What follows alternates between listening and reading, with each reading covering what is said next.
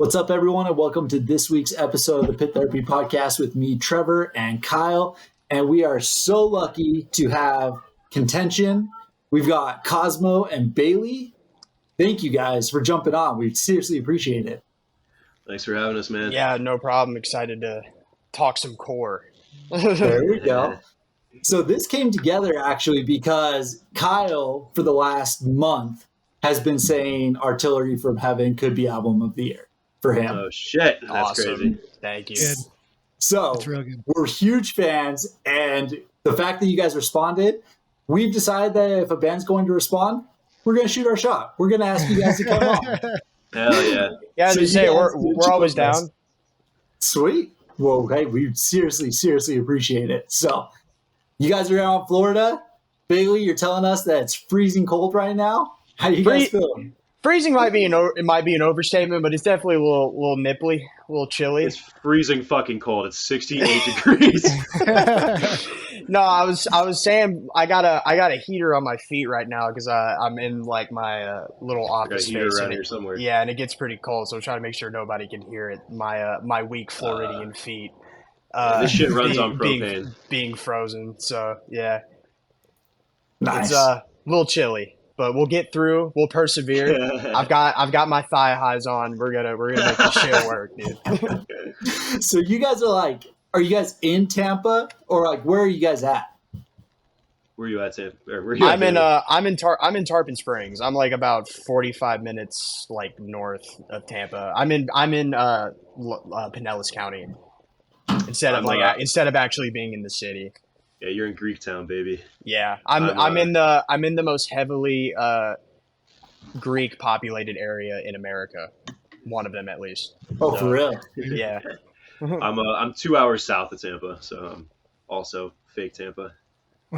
Oh, Yeah, okay. Yeah, as far as like the only Contention member that like lives in Tampa is D'Angelo. Like Josh In the lives city in limits, yeah. yeah, Josh lives in I think Odessa. I live in Tarpon Springs. Cosmo lives in Cape Coral, and I think Lucas lives in It's not Coral Cape Coral. Springs. Close enough. Yeah, South Florida. So he's way far away from the rest of us.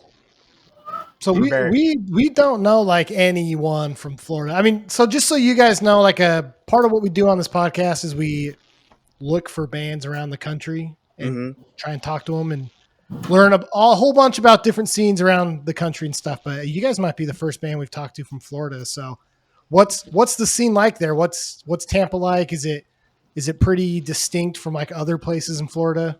Things are going really good right now. I've said it before in like other spaces. I think this is the strongest that I've seen it in a very, very long time.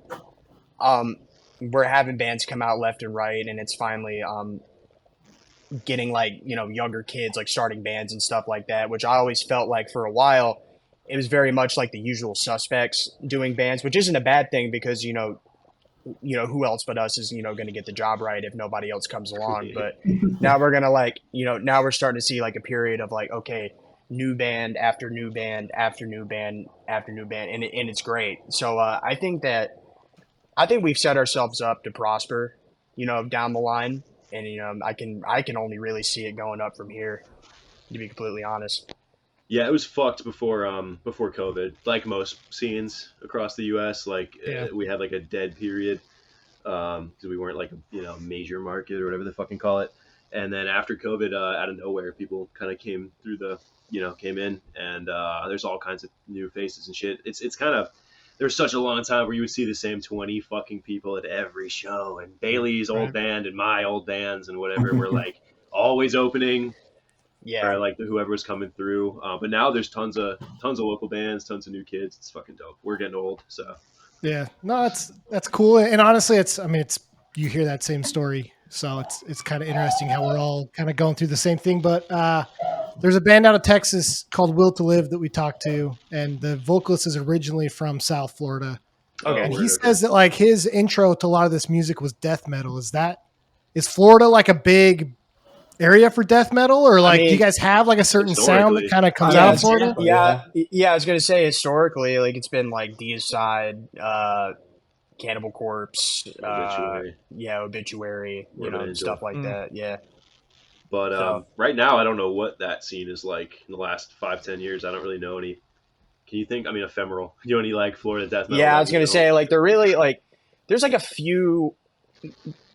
I'm trying to think of like few like actual like death metal bands that are coming out of. I don't Tampa think right I'm now. in that world enough. We know like the bands that cross over into Yeah. hardcore, like ephemeral. Yeah, Ephemeral is like band. very like hardcore influenced death metal band. There's a band called Yeah. Chaos Relic from Jacksonville, Okay, yeah. and those are a bunch of death metal guys, and they're super sick. But as far as that, like, But yeah, no. So that's super dope. I know that historically Tampa obviously has been death metal and stuff like that. What about like the rest of Florida? Because like the one thing about Texas that we're finding out is it's far enough apart from each other, like Dallas, Houston, San Antonio, that they do still develop their own sounds and kind of unique sounds to themselves. So like you guys have Fort Lauderdale, you guys are on the other side in Tampa, you can go up the way to Orlando. Is like Florida in general kind of a similar sound, or like, and some context too, like he's from Salt Lake City, and in Salt Lake City it's just Salt Lake City, right? Like there's other towns, but like it's all Salt Lake City, right? I mean, Florida as a whole, I mean, every scene's pretty much doing their own individual thing. Like you can look at Tampa where it's like you have more like youth crew style bands, which would be like Steadfast and Yield to None. There's a new band that just came out. Yeah, Blockade. They just dropped their demo through Armageddon Records a couple days ago. It's awesome. They did a 4-punch cover. Pretty fucking sick. And then you have more like metallic stuff, Six Pass, and then there's Contention. Like we do the more like metallic breakdown sort of thing. And like South Florida is very unique because they're like every band in that area is all doing different shit. Like it's awesome. You have people doing like swoopy hair like metalcore stuff. They've got beat down bands. They've got straight edge bands. They've got a whole crazy like catalog of music coming out of that scene right now. So it's really like not like one particular sound. Like it's just, which is awesome, which it really shows like how much people care about the culture because they're just like willing to do anything that sounds cool. Like they're not really focusing like sitting around like, oh, I need to do a band that sounds like, X, Y, or Z. They're just like, nah, I like this band. I'm gonna do it because it fucking sounds cool. So I think the best shows are where you get a mix of shit like that. Like it's I think it's dope when Contention plays a show and we've got somebody like, I don't want to name all the bands that members of Contention are in, but like Yield to None and fucking Six Pass and also like Blockade or some shit like that, ephemeral bands like that. So, dude, sitting through 6 bands that are all in the same vein can be a little grating sometimes. So I think it's sick when we can play a show where there's a variety for everybody because it'll bring in somebody who hasn't, maybe Contention's generally too metallic for them to check out, but they have a good time live. It kind of fosters environments like that. Yeah. So why did you guys go towards the metallic hardcore route? Like what led you guys down this pathway? Because Bayly, you were mentioning before, you got an emo band that you also participate in and tour with and stuff. So why the metallic hardcore route for you guys? So I was brought into the band because our original guitarist, Mitchell, and Josh, our other guitarist, wanted to do a band that sounds like From the Dying Sky. And they're like Italian, like vegan straight edge stuff like that. Or if and another band that we're heavily influenced by is Archangel.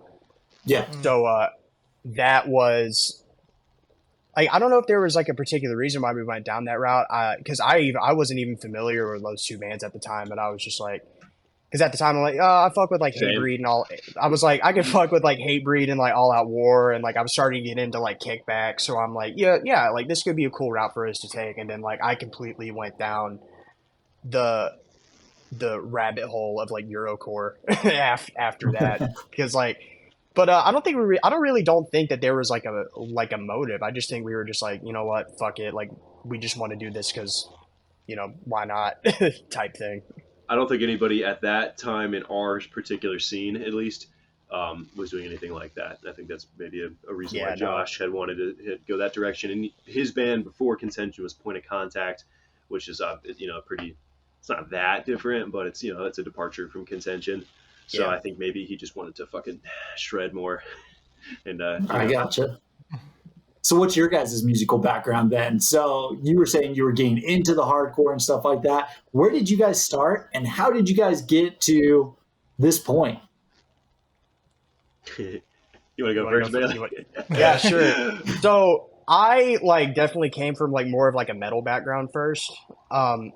Just like the essentials. Like I got into like Pantera and Slayer and Metallica and all that stuff.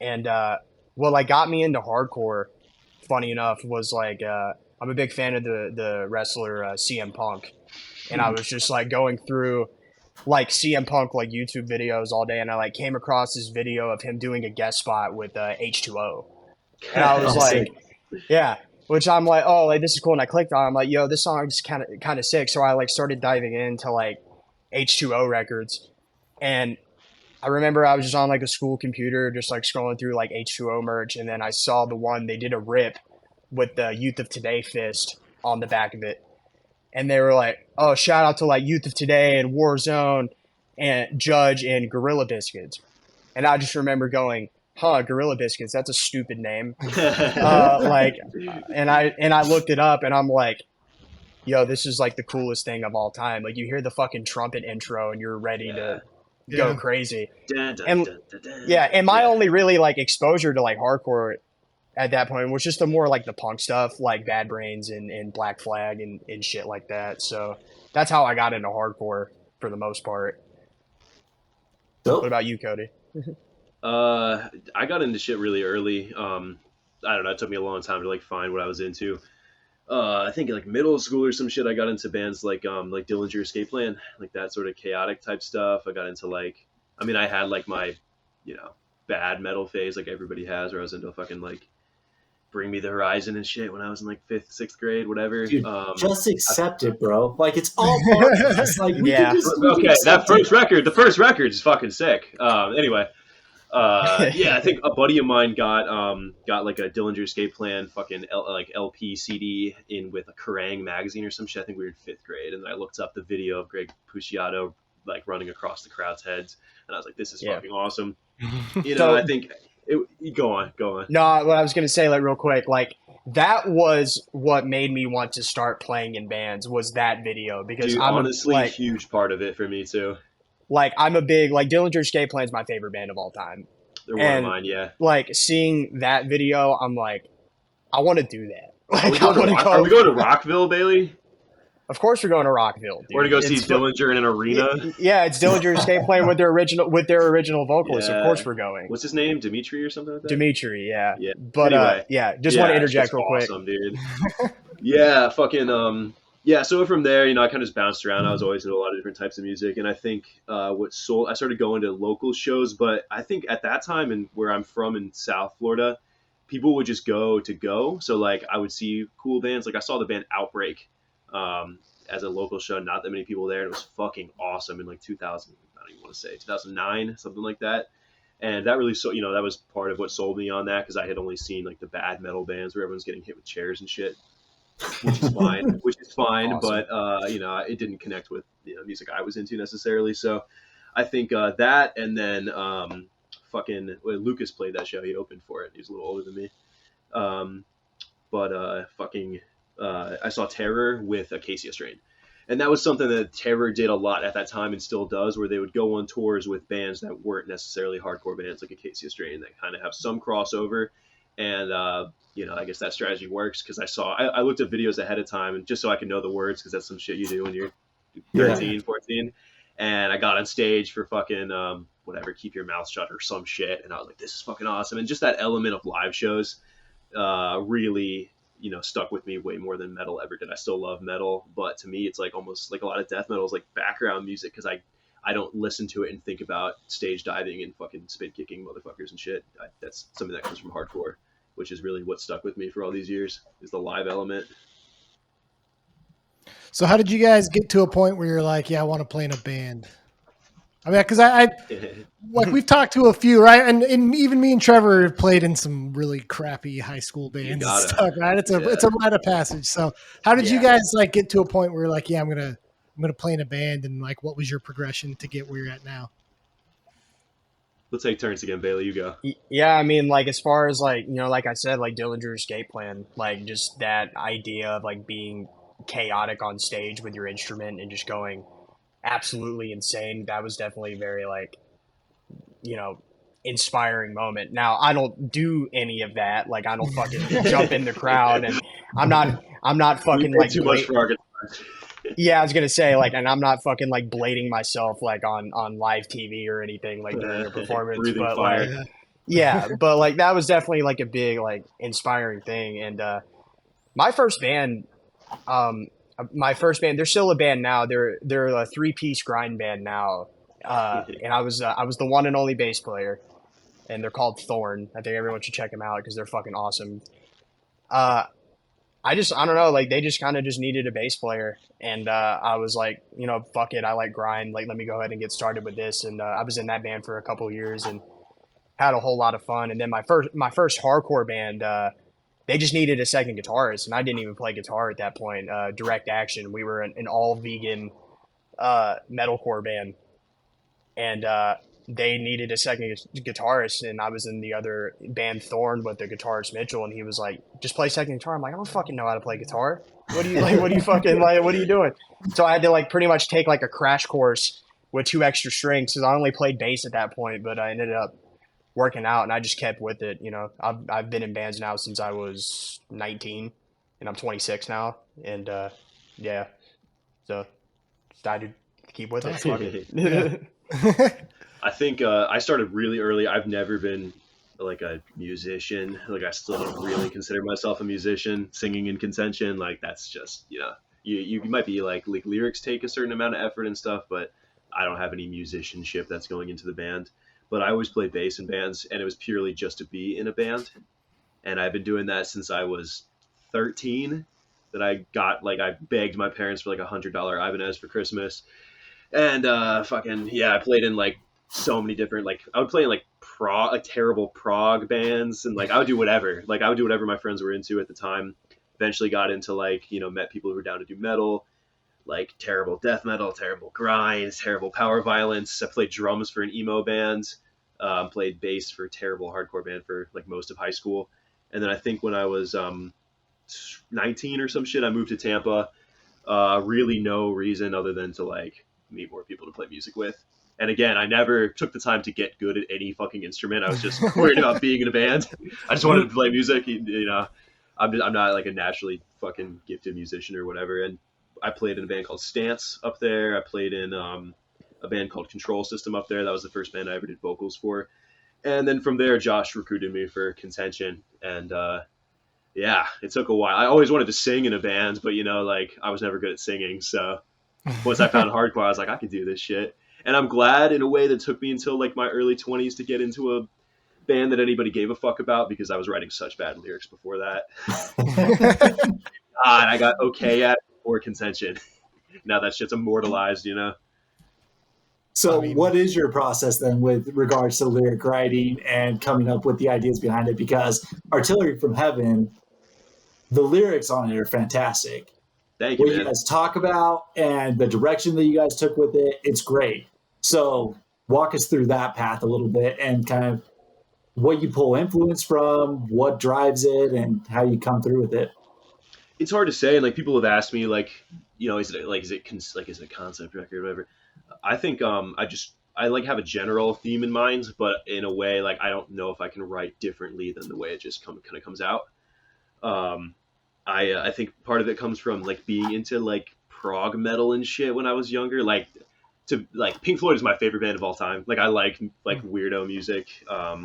I don't know, doing weird shit like that. I like conceptual stuff. So doing the first LP that I've ever been a part of with Artillery from Heaven, I wanted to have something kind of conceptual going on. It's corny to be like a fucking hardcore band putting out a concept record. So I'm not saying it's a concept record, but some of that comes from just being into those sort of influences outside of hardcore, like fucking Godspeed You Black Emperor, shit like that. Like there's a lot of stuff outside of hardcore that I took influence in and definitely ripped off a ton of stuff.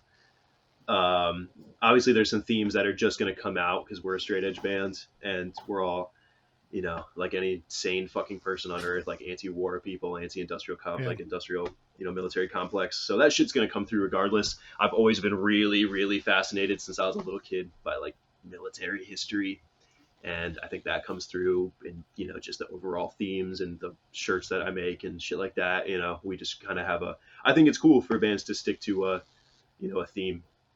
You know, not every band has to do it. And if you can do it without being corny, I think it's cool.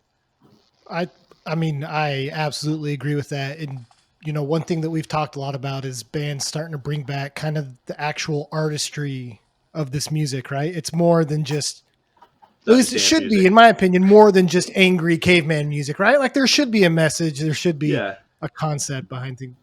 I think there's room for everything. But like, and there's things that just naturally, you know, you can't force yourself. If you're a hood fucker, you're just gonna write hood fucker music, you know, and that's cool, and you should express yourself in the way that's genuine to you. I'm not gonna be rapping on the fucking mic, you know, because that's not who I am. And a lot of bands over the last 10 years, they're putting on something that they're not.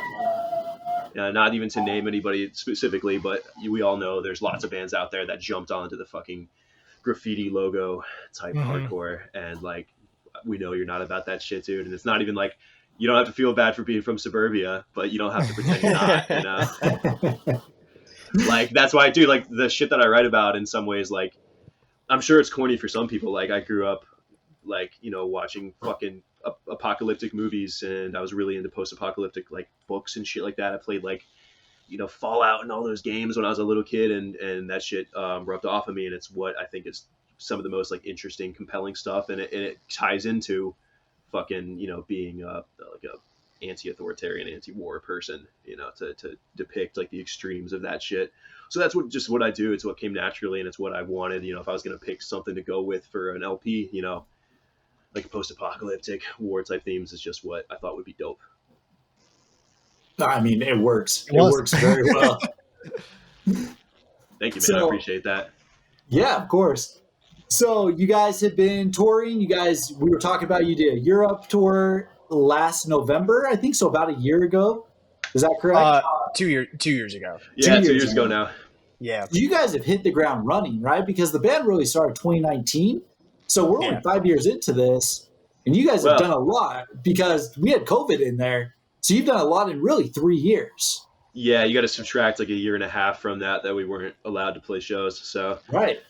So yeah, I mean, we've toured as much as we could. We all have jobs and shit. Like, we all have family responsibilities, whatever else.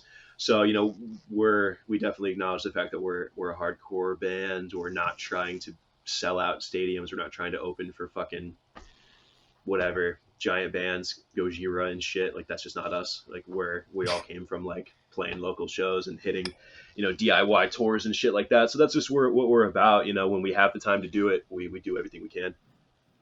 I was gonna say 2022 is definitely like that's the most we've ever toured ever. Yeah. I think we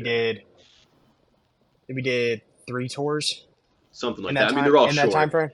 Yeah, we've never done like a 20-30 day tour. Like, and sometimes I wish we could, but at the end of the day, you know, we're all adults music's not our entire life. We all have other responsibilities and fucking rent to pay and shit. So it is what it is, you know. And that's just part of being in hardcore, is acknowledging that, you know, you're never gonna be fucking Cannibal Corpse or whatever. It's a bad reference, but, you know, there's lots of bands that, and I don't hate on, you know, if you want to make it, like, there's tons of bands that I respect the grind of being, and a lot of those old bands, I mean, look at the bands that started our genre, you know, grinded so hard, but it's really tough to do that shit nowadays and then not, you know, freeze to a park bench in your 40s because you didn't do anything with your life. That's fair. You gotta balance it out. I'm hoping that we get like a Contention, Adidas partnership, a nice little like. Yeah, we're ready. We're prepared to sell out. Yeah. What was that? Scion. Somebody put on the. Remember that with the grind bands in the early. Yeah, we're trying to get a Scion. We're all to drive Scions. Hey, if Adidas is offering the vegan Sambas for free and I have to wear them every day, fuck it, whatever. Everyone's got a price and that's mine, so whatever. Yeah, you know, I'll do it. One pair of vegan Sambas. One pair of vegan Sambas, dude. Dude, Knocked Loose was just on Jimmy Kimmel. I mean, that's sick, dude. That's great. You guys could be next, you know. That's true, but they're also road dogs. Yeah, like they put time in. Like we've met some of those dudes and we played with some of their other bands like Inclination and Weapon X, and I mean, they're all about that. That's their whole life, and that's like a ton of respect for that shit. It's just not, you know, I think we have a ceiling on what we're capable of, even with our sound.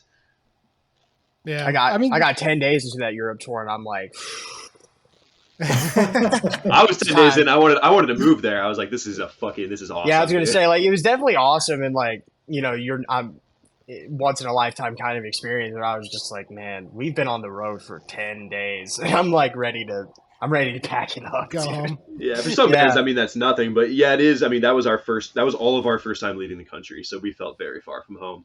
Yeah, it was awesome. I would do it 100 times more, but yeah, I've heard from bands though that Europe sucks. Is it bad or was it fun? Dude, yeah. I mean, you give your interpretation, Bayly. You're vegan and shit, so there's different parts of it for you. Well, it was particularly brutal for me, just because like I have like a bunch of like food allergies and shit. So like I like was on very very very minimal like sustenance diet like food. Like it got to the point where like they're all walking around like we weren't able to play the show in Paris, but like we spent like half a day there before we had to drive to Belgium. So like the rest of the band's like walking around like eating all these crazy pastries and going out. Dude, I ate so much. I ate like 10,000 calories in Paris because I had to try everything, and we were only there for like 5 hours. And I'm on like a large McDonald's fry from like 12 hours ago, and I'm just like, I look around in the distance and I see this grocery store that's like a beam of light out in the fucking darkness, and probably the most heinous thing I've ever done. I ate a whole block of uncooked tofu while walking around the Eiffel Tower. That's what being a vegan was like in like 1996. Yeah, like when Earth Crisis was doing it. That's what they were doing. Davey Havoc say some stories like that. You know. Yeah, if I could cement myself next to like Earth Crisis and Davey Havoc of just simply like thugging it out, being a vegan on tour, then like whatever. I have a picture of him eating. He would eat cans of beans when we were in Germany. Oh yeah, these like Heinz beans that are like popular over in England, and like we didn't have access to a microwave, so I was just like, man, fuck it. He's like sitting there. I was like, fuck it. He's sitting there at the hostel or Airbnb or whatever, and he's like writing riffs unplugged while eating beans. Hey, the problem with that is it makes them suffer too, right? If you guys are all staying in some tiny room together, like. Yeah. Dude, I honestly, people hating on Europe, a lot of things, and it's not this way at all. It's a giant fucking continent. A lot of things are cheaper than they are here, and people and promoters take better care of you. Like over there, and I've said this before, but it's foreign to us. Promoters, and maybe they only do this for bands that are from outside of the country. They are expected almost to like feed you dinner and put you up in a place. And like America, you're like, all right, here's $300. Get fucked, you know. Like figure it out. I don't know, $300. You know, get to the next town. But over there, like everywhere, everyone tried to put us in a hostel. We fucked up bad and I think we told some promoter or whatever, one of the people involved with booking shit, that somehow they thought we were a vegan band. So every day they gave us vegan, gluten-free shit. Only Bayly is on that shit. The rest of us would eat whatever. So Bayly wouldn't even eat the fucking food. We're all sitting there eating like, and thank you so much to everybody who fed us over there. We're eating like shit that they went out of their way to try and make. It's awful. It's fucking terrible. You know, it's like pasta with just water.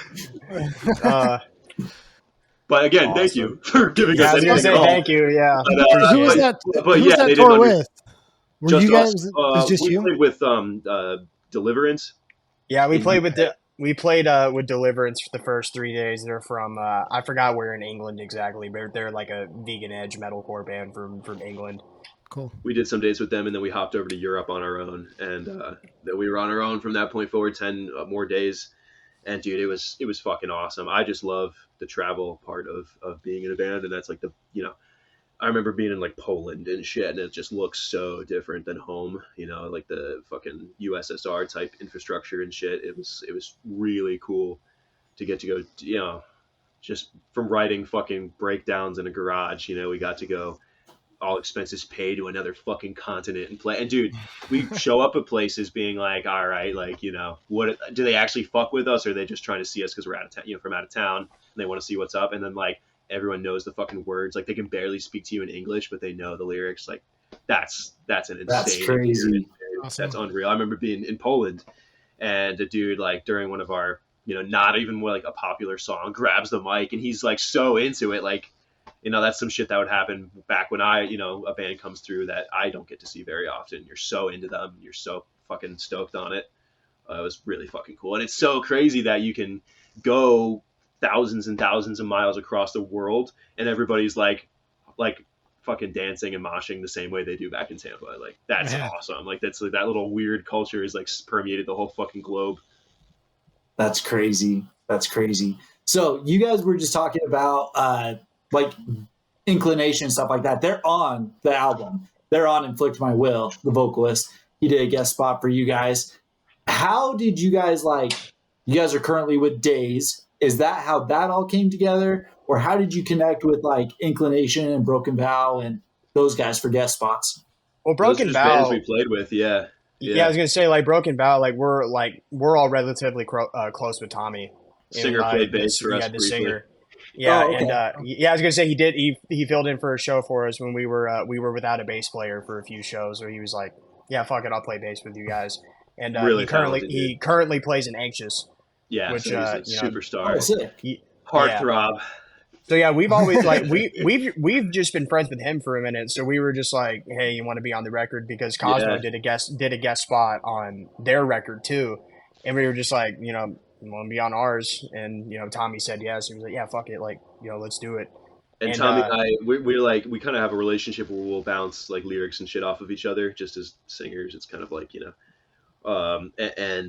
the song that I was on for them and the song that he was on for us had very similar themes and kind of general, lyrical similarity. So I thought it was kind of a cool Easter egg almost to be like, yeah, I did your song about fucking anti-city industrial collapse, come do mine.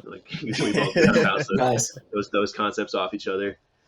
Tyler from Inclination. I think everybody who played, including Alex from Domain, all the three guest people we had on the record, they're just homies. It has nothing to do with stinking, and some bands will get somebody they've never met before to do vocals for a thing because they're hoping they'll get a pop from that. That's fine, but these were just our homies. These are just dudes that we thought were cool, had cool voices, had similar ideas about shit, and we wanted to have them on the record. Sick. So how did you guys get hooked up with Days? Because Days is probably the premier hardcore label right now. I would say so, for sure. Just hit us up, right, Bayly? Is that what happened? I mean, we dropped the promo, and it was just as simple as that. He was like, if you want me to put out the next thing you guys do, I'll do it. And we just kept in touch ever since then. Took us a minute to get the record together. Yeah. But we eventually got the record together, and he was like, yo, this is awesome, and he still wanted to put it out for us. And I got nervous that he was going to be too long, motherfuckers. Yeah, but now we're on a second pressing, which is pretty fucking dope. I never thought that shit would happen. So Lumpy from Days is just the coolest dude. Everything's very just not business-like, just which is the way it should be in art. Obviously you get to a certain point where bands actually make money, and they start looking at things different, and that's whatever. You gotta keep it going. But for our relationship with him is just, oh, hey, yeah, the record sold out. We're going to make more of them. That's it. I'm going to send you guys 100, 200 records. Cool. He's just the nicest fucking dude. We're in a group chat where he just hits us up with updates, and that's the extent of our relationship. And, we get to see him at shows every now and then. That's incredible. I just got done listening to Pain of Truth on the Garza podcast, and they were saying the same thing. He just rolled through with his band, Balmora. Balmora. Yeah. Okay. Yeah. So they rolled through Salt Lake, and then I was actually out in Philly, and I caught them in Philly as well. So they're just super down to earth. They're super cool. When they were coming through Salt Lake, it was going to be at a 21 and older venue, and everyone just started messaging Balmora and just being like, "You got to move it. You got to move it. You got to move it." And they, under pseudonyms, booked a show at a different venue the day before, and then they were just cat's out of the bag, and they all dropped, and then they closed down the 21 and older show and just played an all ages show at the time before. Yeah. So it was way sick. It's what hardcore is. They're putting out for the scene, I said, as much as anyone right now. Yeah, you saw that shit in the late 90s, early 2000s where dude, it's It's the classic war zone precautionary tale shit, big business getting involved with hardcore. That's what happened. And like so many people got ripped off and fucked and signed to like, imagine being on a record contract and having to write hardcore. Like, that's just so antithetical to the whole fucking thing. Being like, I guess we got to write some fucking breakdowns and yell about something like that sucks so fucking bad. And so people like Lumpy know, you know, the deal. They've been in bands. They're like, it's never going to turn into that again because everybody is wise to that shit. Yeah, it says a lot about their character. I mean, they could, you know, I think a lot of bands would just take that fucking paycheck at a 21 and up show and just be like, yeah, whatever. Like, we'll just, you know, we'll have to come back another time. Like, nah, they said fuck that shit and book their own shows. So, you know. Yeah, and like that's a bitch to do sometimes. Like sometimes you're like you don't live in the town, you don't have connections there. Like it can be tough to like move some shit around. So like that's fucking sick to be able to do something like that. Yeah, I mean, Painted Truth and Dying Wish, they're big enough now, right? That they were going through the larger promoters in town, and it's just they're not good, right? So they were finally able. The people that want 20% at your table. Exactly. So, but no, it was super sick and it was awesome. The turnout ended up being insane. They ended up turning away, I think, 50 or 60 kids at the door. Like everyone wanted to go in the end, and like we packed the place as much as like physically possible at that little venue. That's and then awesome. it was incredible. So, leads to the question: when are you guys coming out to Salt Lake? We can make it happen, man. I want to get to everywhere we generally don't get to. You guys got a fest or something like that?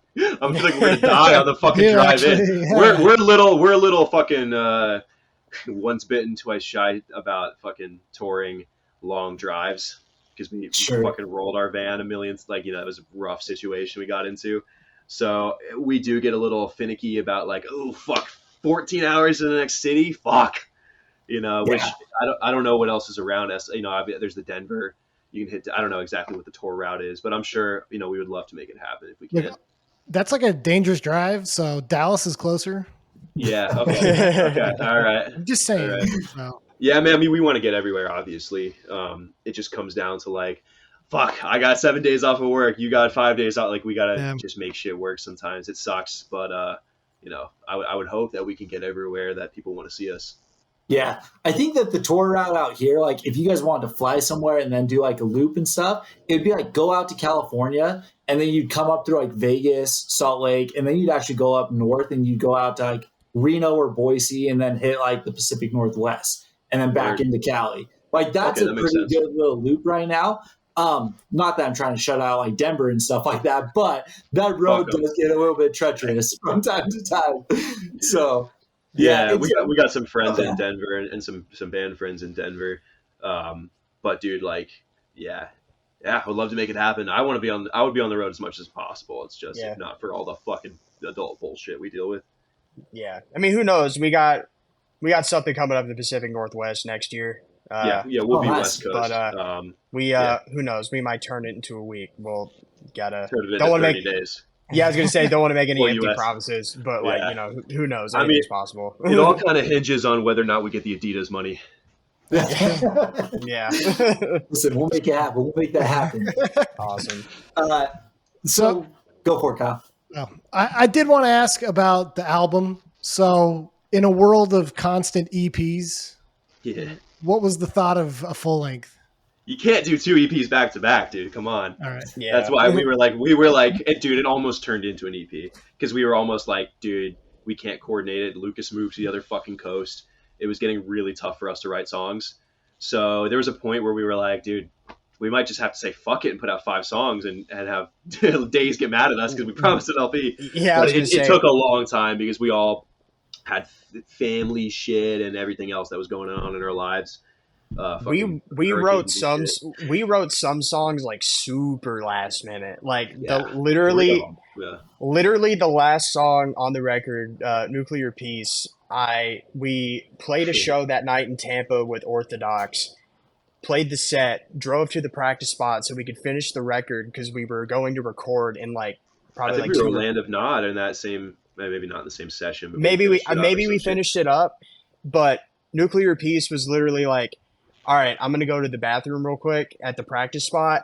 And I was just sitting there using the bathroom, and I thought of the riff. I'm like, I fucking got it. And then we like put your dick back in your pants and get in the room. Yeah, we like the opening riff to it, and then like we had like previous parts of like other songs that we kind of tossed, and that ended up becoming like the last song in the LP, and it turned out fucking crazy.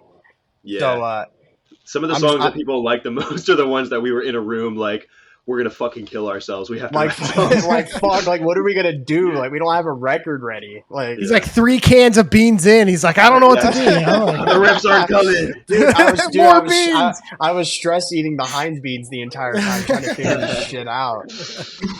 Yeah, so yeah, dude, we had to do an LP, and I don't think. Well, Josh had done an LP with Point of Contact, but none of us in any other band we had been in had kept a band together long enough to do an LP. So a lot of it hinged on just people fucking with us enough that, you know, we knew that people would at least check it out. You know, there's no guarantee that anybody will like it. In fact, we were like, we don't know if anybody's going to like this fucking thing, you know? Yeah, I mean, it turned out great. You know, in my opinion, you know, not a dull moment on the record. Energy flows pretty well.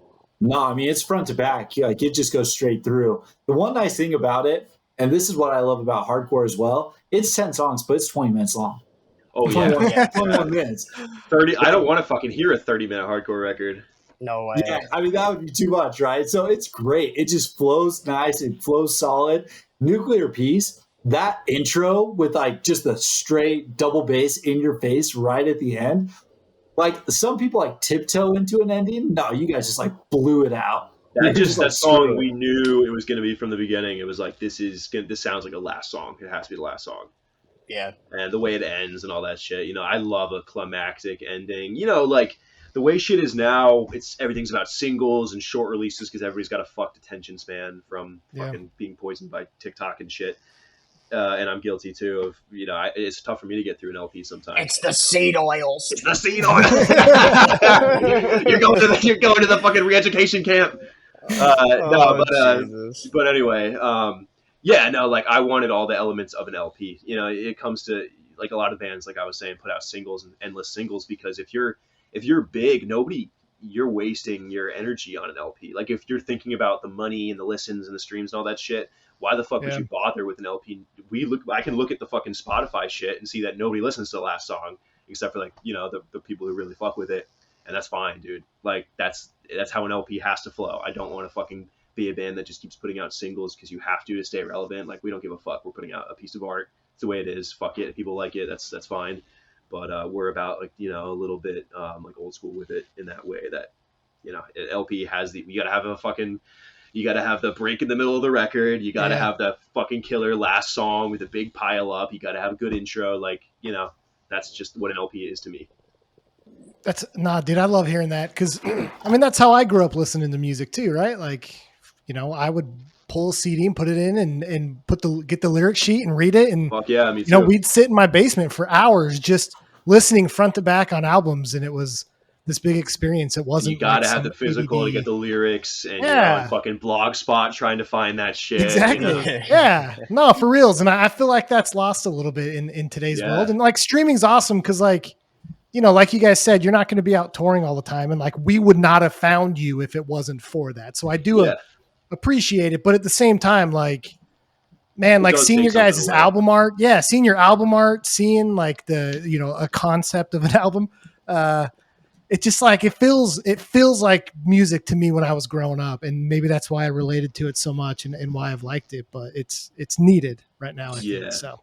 Having like a completed piece of art is super fucking important to me when it comes to like an LP. EPs are one thing, you know, you do what you can, but dude, I fucking collect records like everybody else in hardcore and shit. And like physical media is like so important to me growing up, like getting like, you know, some weird ass record, like, I don't fucking know, like an Iron Lung record or some shit. And like the art is so well, like so well choreographed to everything, you know, you're reading along with the lyrics. It's just a very put together piece of art.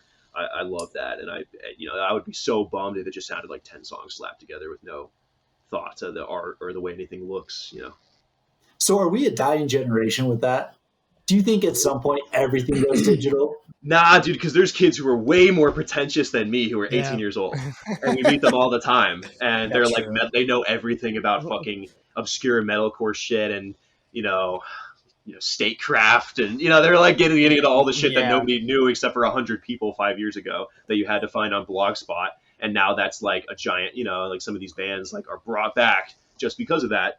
So there's definitely a new generation like that fucks with that stuff, and it's important to them too. So I have this friend named Manny who brings up this like obscure band from Canada's cigarette box demo every like 2 weeks. He's like, bro, Akron cigarette box demo. And he'll just like randomly like drop it in the group chat, and he's like only 20 years old. It's like, dude, like you weren't even fucking born when that shit was made. Like, what are you talking about?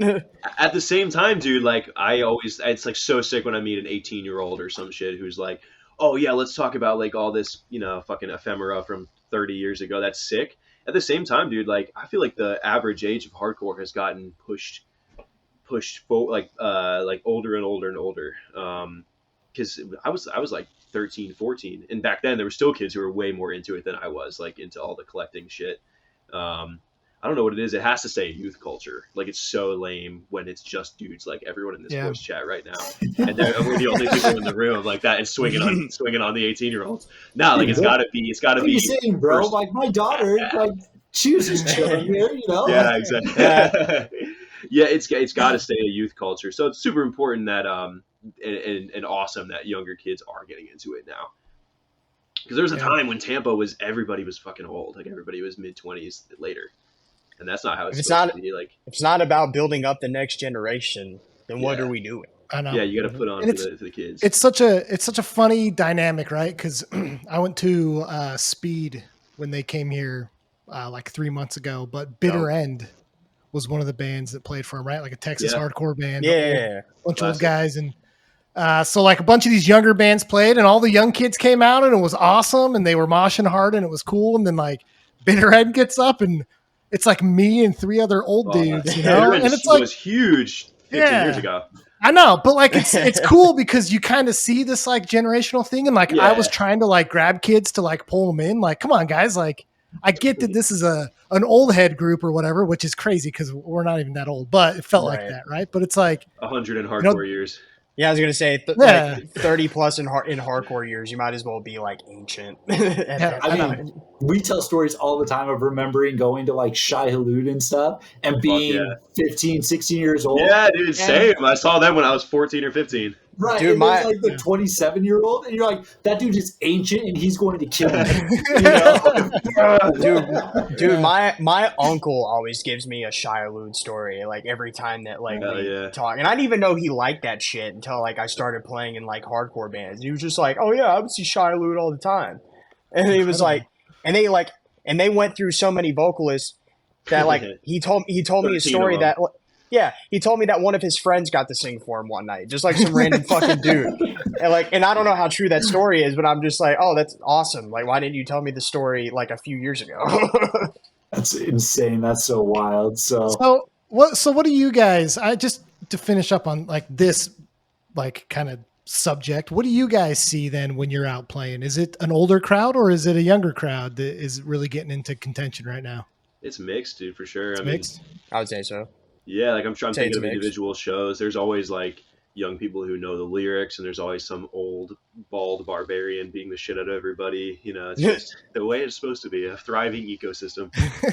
Ever since we started doing shows at the skate park again, like definitely like that's when like the younger generation is starting to come out because there's like a genuine curiosity about how this shit operates, and it all started with like a free show that happened there in February.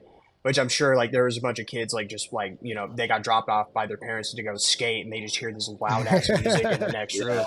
And, like, they're like, what the fuck is happening? And, those people continuously, come back, which is good. And I just, my main thing is I just hope they all start bands in some way, shape, or form, because that's really all that matters at the end of the day is how you contribute.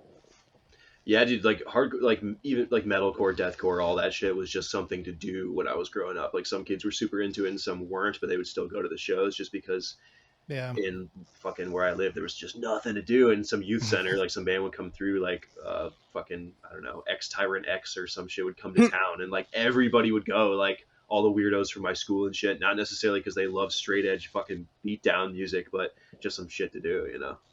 Yeah. Like, if you're not a jock, like, you're going to be there. Like, that's just how it went. So why is it important for you guys to be considered a straight edge band?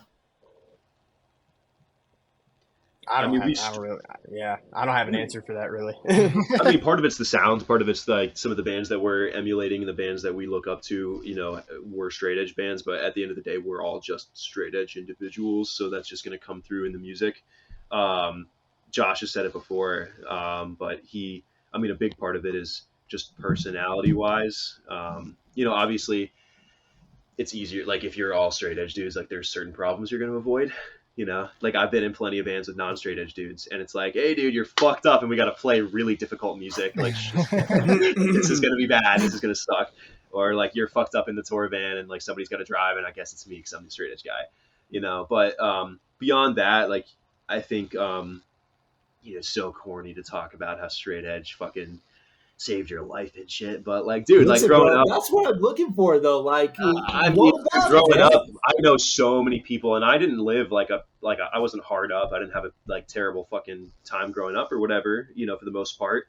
But dude, so many people I know have fucking HIV from dirty needles, or Hep C, or like, you know, they just got into horrible situations, or they're dead of a fucking fentanyl overdose. I know so many, dude, double digits people like that from my hometown that I was homies with when I was fucking 9 years old.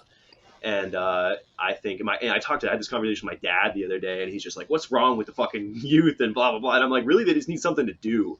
Like, the fact that it was just something to do, that I was into metal and the hardcore and punk shit. And it just gave me something to look forward to. And like, oh, I'm going to spend time writing a zine. I'm still going to fail fucking school, but I'm going to spend time writing a zine. Like, I'm still going to come home with my fucking eye socket broken or some shit. But at the end of the day, I didn't fucking get into shooting junk. So, you know, it's important for me, I can't speak for everybody, to continue that legacy with music. And like, dude, I don't need everybody who listens to Contention to be a straight edge kid, but at least it provides that other option for people who are growing up and maybe live in the fucking middle of nowhere and have nothing to do, whether it's hardcore or straight edge or whatever. You know, it's important for me to kind of pass that along and give my own experience on that shit, because like I said, corny as fuck to say, but I don't know where the fuck I'd be if I didn't find something to do with my life like that.